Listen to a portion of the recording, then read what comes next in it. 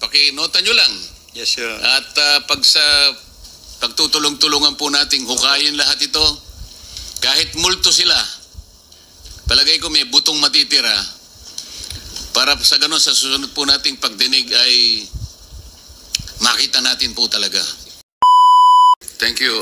Mr. Secretary, kanina sinabi ko this committee is willing to cooperate with your investigation. We're even willing to deputize a staff from this committee para lang makatulong doon sa paggawa ninyo ng investigasyon. Isang makatotohanang investigasyon. Kasi ang idea po namin, Mr. Secretary, we can even make a random testing. Halimbawa, kami na, pahiramin nyo lang kami ng backhoe. Our staff will pinpoint exactly what portion of that embankment, for example, or that slope protection structure. Konti lang naman eh. Babakbakin niya lang. Lilitaw at lilitaw talaga. Yung 6 meters na standard talaga. Para ko nang nakita. Minsan alternate. May 6 dito, tapos susunod 3, o kaya 2, and then 6, and so on. O lahat kaya, baka 3 meters lang. Madali po yun. May establish nating lahat. So we will pinpoint particular portion of that structure, random. Are you committed? That will be most welcome, Your Honor. Salamat po, pero wala po kami pambayad ng backhoe. Kayo na po makipag-coordinate sa opisina nyo, pahiramin nyo lang kami. May staff po kami, at kung kailangan po, kahit ako po ay sasama sa mga ilang sites po natin para lang mapatunayan natin talaga. Yes, Your Honor. Mr. Chair? Mr. Secretary, kanina po sinabi natin, one of the observations of the President, doon sa 15 kontraktor, nag-identify sila ng 5 na halos lahat ng region ay kanilang na-operate. Ibig sabihin, may project sila in almost all regions. So, may 18 regions po yata tayo, kung hindi ako nagkakamali, Mr. Secretary. So palagay nyo na lang, lahat ng 5 ito, Legacy, Alpha and Omega, St. Timothy, EGB, Road Edge, palagay mo, they operated in 15 regions na lang. Kasi almost, sabi nung observation ng President. Ang isa po kasing project, Mr. Secretary, kailangan may dedicated na equipment, may dedicated na technical personnel. I am correct? Yes, Your Honor. Palagay nyo, sa isang common na project, ilan ang dedicated na technical personnel per project? Well, you have to designate your project engineer, your equipment operator. Yung essential lang, yung essential. 5? What? Yeah. Mga 7 siguro, Your Honor. So, 7. Okay. Sa equipment, anong threshold natin? The basic equipment, what is required, Your Honor, kung kailangan yung backhoe, mga ilan? 3? 5? for flood control projects, at kailangan mo ng backhoe, kailangan mo ng ano pa ba yung ano doon? Vibrohammer, siguro 4 na mga malaking equipment. Yung pile driver mo, importante yun, di ba? Yeah, yun siya yung vibrohammer. magbabaon ng mga... Yung sinabi ko, vibrohammer. Okay. Meron pang modern ngayon eh, di ba? Hydraulic yun eh. Yeah, no, Ngayon, kaya ko po tinatanong, hindi po ninyo magagamit yung 7 personnel na yun sapagkat dedicated na sa unang... Sa Region 1, meron ka. Yes, sir. Para maikalat mo ang sarili mo in 15 regions. So 7 ang kailangan technical personnel. 7 times 15. Ilan po yun, Mr. Secretary? 55, Your Honor. Ilan po? 55, Your Honor. So kailangan meron siyang... 85, Your Honor. Kailangan meron siyang 85 na technical personnel. Tama po? Para lang maikalat niya yung sarili. Tama, Your Honor. So kinakailangan marami kang backhoe, marami kang pile driving. Ang nangyayari po kasi, hindi totoo eh. Nagre-renta lang sila ng lisensya, pinahihiram ang lisensya, Babayaran lang ng royalty. Ganito po yung nangyayari. They are flagrantly violating the IRR of 9184 na dedicated equipment, dedicated technical personnel per project. Hindi mo mai-assign sa ibang project. Hindi po nangyayari ito. It's impossible. It's impossible. Nakukuha siya ng 85 technical personnel. Hindi totoo yun. Dito.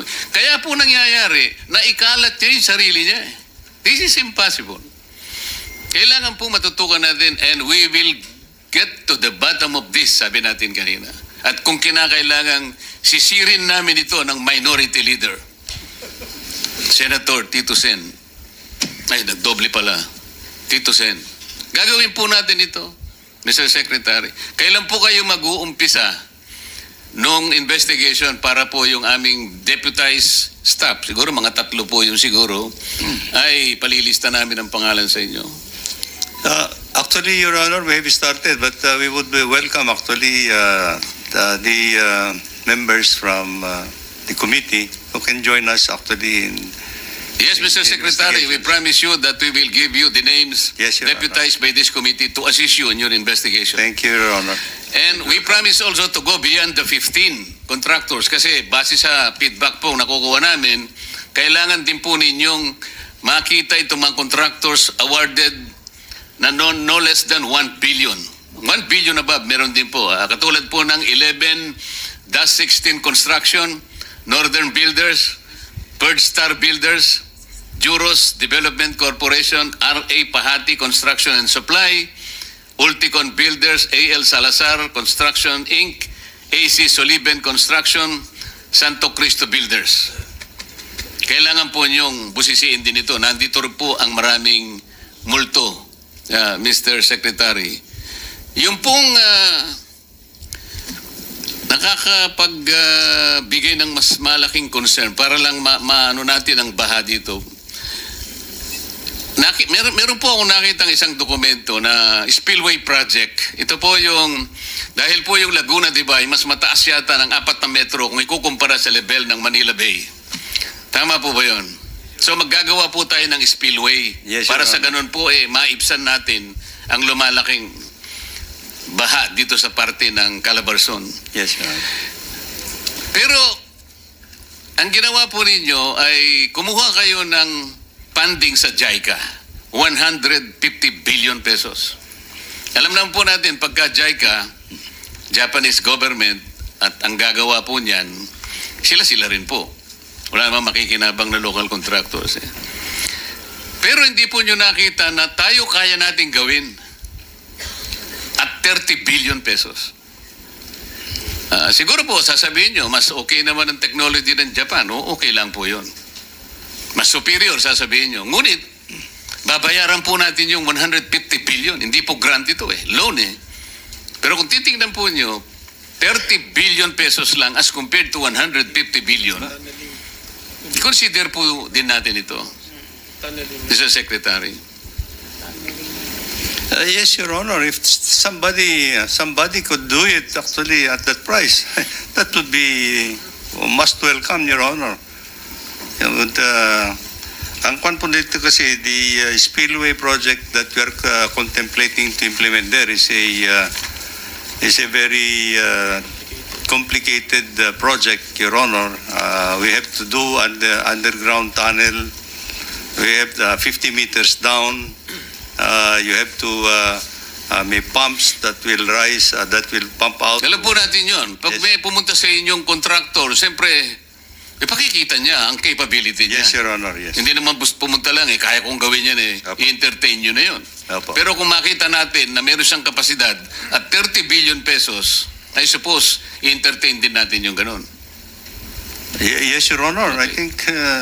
Kanina po, sinabi ko sa inyo yung ilang mga construction companies beyond the 15 lists of the President. yes. Kasi po, kamukha nitong 11-16 construction at saka yung Bird Star Builders.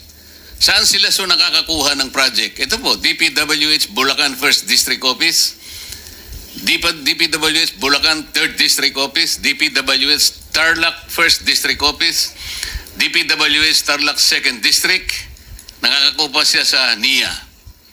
Northern Builders, DPWH Tarlac 1st District, DPWH Tarlac 2nd District, DPWH Region 4A, and Region 4A Regional Office, and other districts.